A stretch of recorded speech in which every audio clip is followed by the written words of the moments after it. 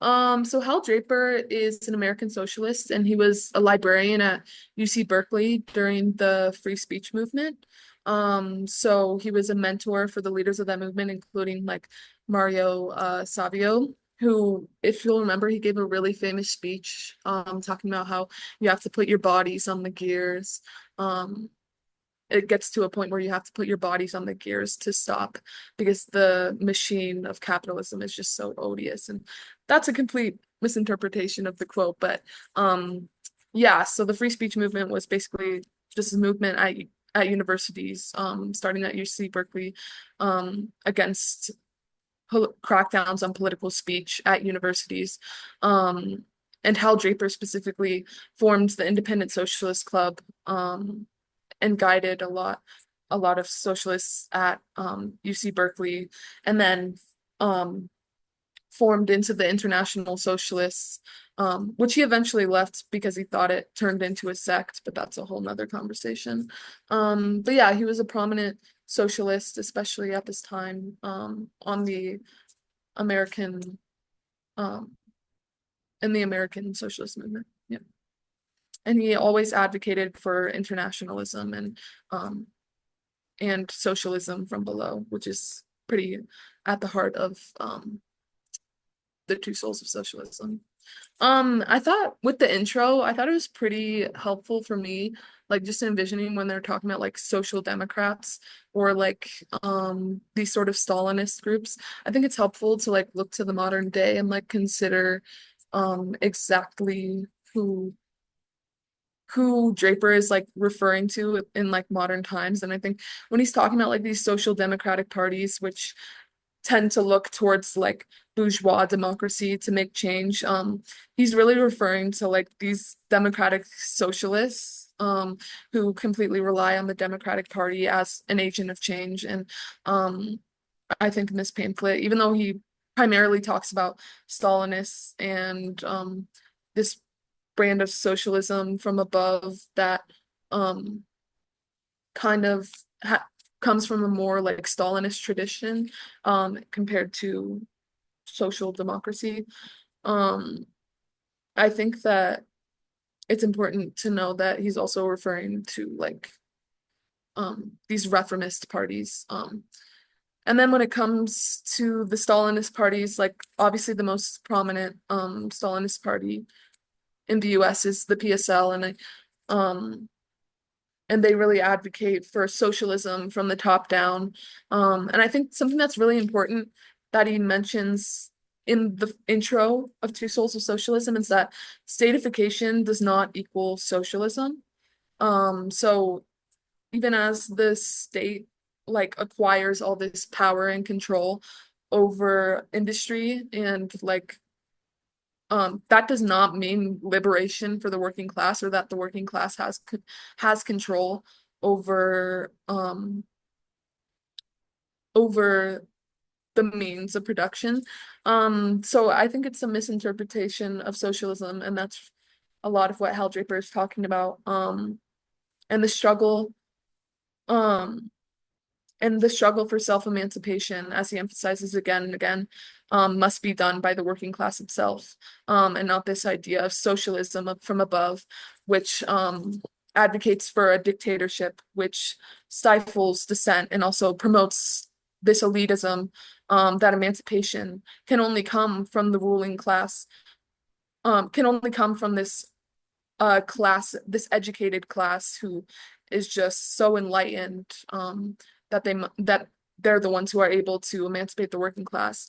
But ultimately, the only class who can emancipate the working class is the working class itself, because it's in their interests, as it's in no as it's not in the interests of any other class. Um, so yeah. Even though the ruling class does have the capacity to emancipate the working class, it would never happen because it's not in their interests, and it would not inevitably lead to um, a democracy and communism inevitably, which you need revolution um, to enact. So in the first, hold on. So in the first chapter, it talks a lot about Karl Kautsky, who I don't know if I'm saying that right, but I wasn't super familiar with him.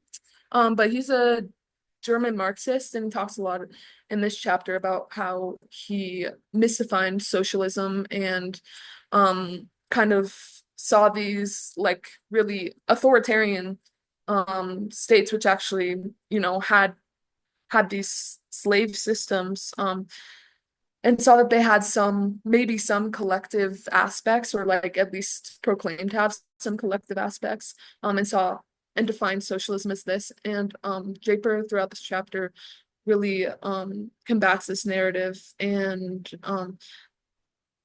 advocates against Kautsky's definition of socialism or in the past.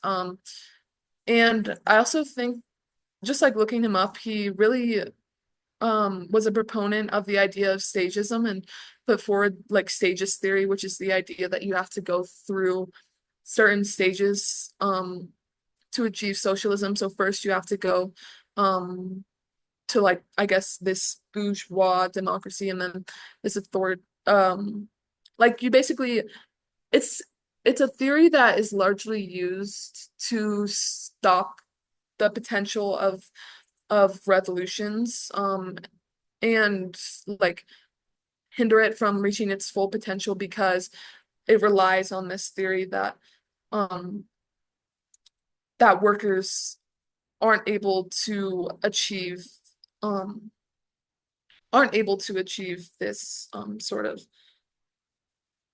um aren't able to actually achieve socialism without going through a specific defined set of stages, even though a lot of revolutions won't look in a certain way that fits into this theory.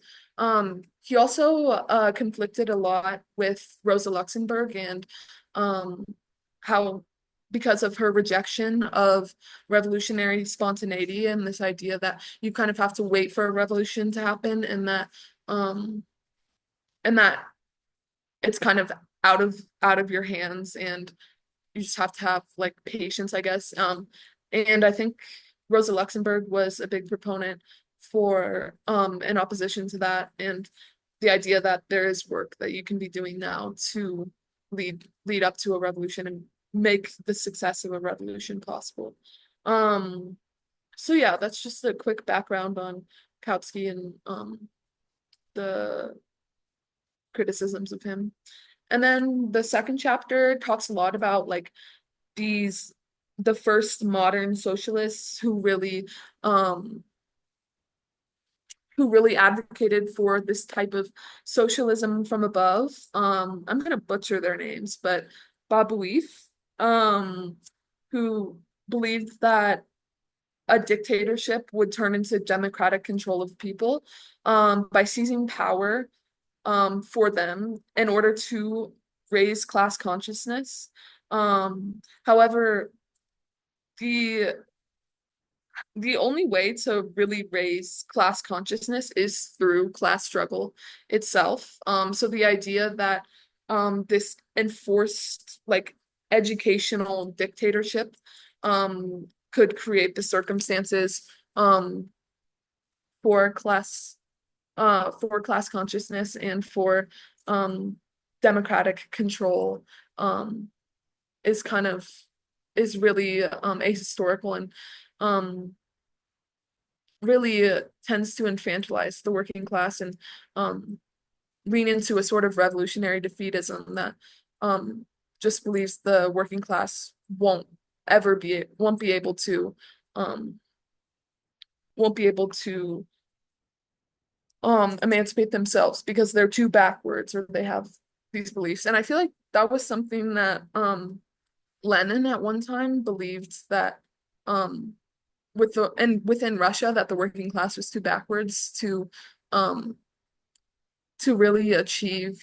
um to really be able to have a socialist revolution. And then later on, he obviously changed his position on that when he saw the power of the working class and how quickly a shift can change when you're involved in class struggle in this like revolutionary situation.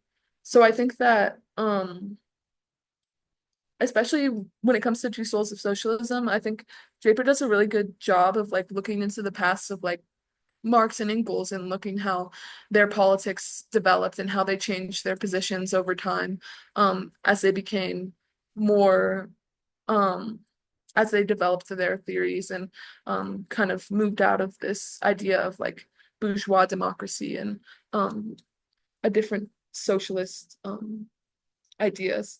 And then there's Saint Simon, um, who believed that workers could be used as a tool to achieve modernization, and they could petition bosses and capitalists to take over from the class which refused to modernize. Um, and even as this believes in the power of the workers and the power of the workers to create this movement, it completely denies their ability to control society and to modernize themselves. And it it still advocates for power remaining with this sort of authoritarian government style of socialism from above. And he only really came to this, like the chapter talks about, he only came to this after like after realizing that the class itself would not make these changes. So it's really not I think it's important to look at these like socialists, early socialists, and understand where they were misguided. And then that's talking about the utopians, the utopian socialists who um believed in this communal colony, um, which would be financed by like philanthropy and this sort of like benevolent capitalism, which of course will never lead to any sort of communal living that will be beneficial for the working class, because again, the working class won't have control.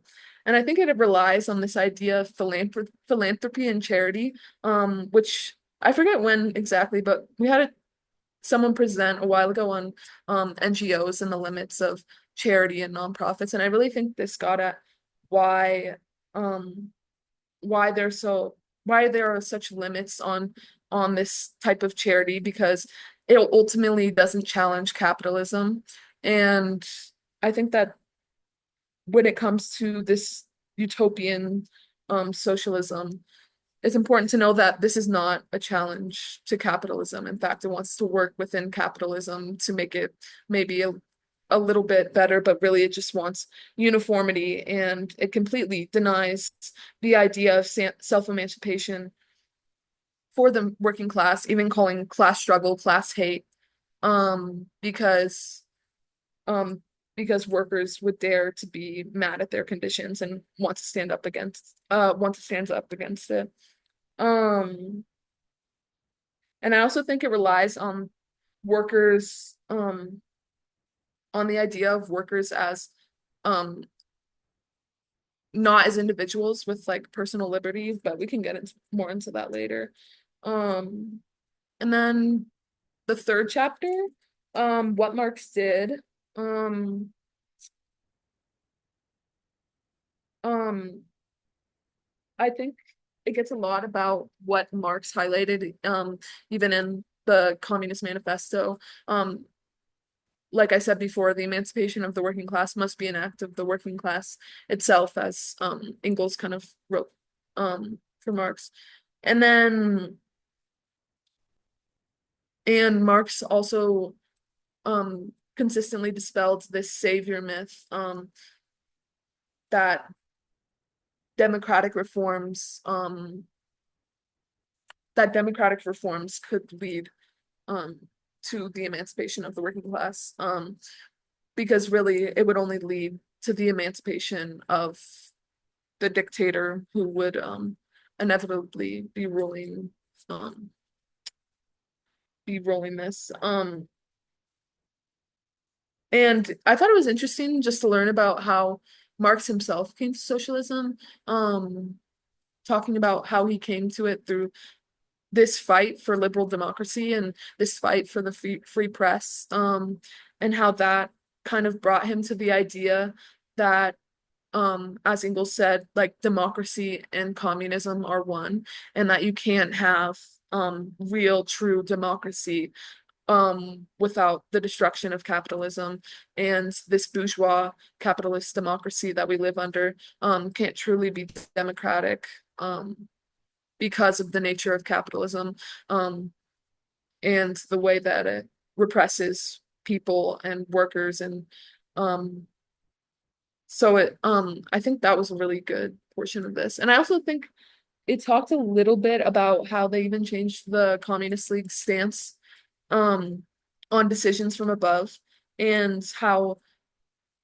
um they didn't want, like, not wanting the liberty, and how personal liberty can live, and that workers um will never live in this like complete harmony that that utopias that utopianism kind of theorizes, and that workers must maintain their agency to have this freedom, um which goes hand in hand with communism. And so the denial of workers of giving workers their personal liberties is just completely antithetical to communism. Um but also that doesn't mean that there can be no planning, um like Saint Simone and the this idea of modernizing, like there needs to be like strategy and planning, but um you also like you can't always predict how workers will take control, and how their struggle will look like, and how and I think something that's really important is that Marx emphasizes how there has to be various struggles to get to a revolutionary situation, and like which can achieve socialism. And it's neither the idea that socialism could come tomorrow, or socialism will never come, but rather like a sort of in between, which doesn't rely on revolutionary defeatism, but also doesn't doesn't so heavily rely on this idea um that you don't need the workers to be on board with socialism for it to occur. You need a development of class consciousness for a successful socialist revolution. And I think the most important thing that Marx emphasizes with this theories in his work is that as socialists we must reject elitism, um, and that means rejecting authoritarianism and this idea that only the educated class um, um can enlighten workers, and um you need a sort of dictatorship that tells the workers what to do. So I think rejecting this elitism is like essential to crafting a socialism that is democratic and actually socialism. And then the fourth chapter was on the myth of anarchist libertarianism. And wow, this guy was terrible. Proudhon, the father of anarchism. I mean, he was just collecting all the bigotry he could find: anti-Semitism, racism, sexism, glorifying war, opposition to trade unions and striking, opposition to the right to vote. He hated democracy. And I mean, really, he needed to pick a struggle because he hated everything. But he just believed in the oppression of everyone, I guess, except himself.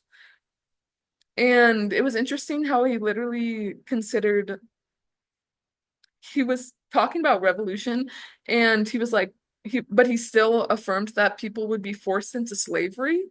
Um, and he says that the masses, he keeps saying that the masses are corrupt, but there truly seems to be like no one more corrupt than this guy, because he his theories are just insane. Um, but it also gets at this critique of anarchism, and the origins of anarchism, um, and how it doesn't, because in anarchism's rejection of all authority, it actually ends up rejecting democratic authority. Um, and so the you kind of need like structures of democracy to truly um to hold people accountable. And it's really telling that this guy was the founder of anarchism because he really just wanted authority for himself, even as he's claiming that it's a rejection of authority. Um, and it really brings to question whether you truly can um, live in a society that's not authoritarian unless you have this democratic system in place which can truly enforce democracy and the will of the people and the workers. Um, so yeah, and then the fifth chapter, LaSalle, who believes in this sort of like state socialism, which we would term state capitalism, probably. Um, and he really relies us on this idea that as socialists we must achieve what the workers can't, and it really relies on this idea like revolutionary defeatism, which completely denies the agency and the ability of the workers to emancipate themselves, much like all of these fake socialists, honestly. And there must be a mass movement. He also believed though in the mass movement, but he believed in the mass movement insofar as it could achieve this idea of socialism from above and this dictatorship for himself and creating uh an authoritarian government, and claims that the working class would want a dictatorship. I mean, at one point it's like a people's monarchy, which is just so that's an oxymoron. Because how can the people be in control of a monarchy?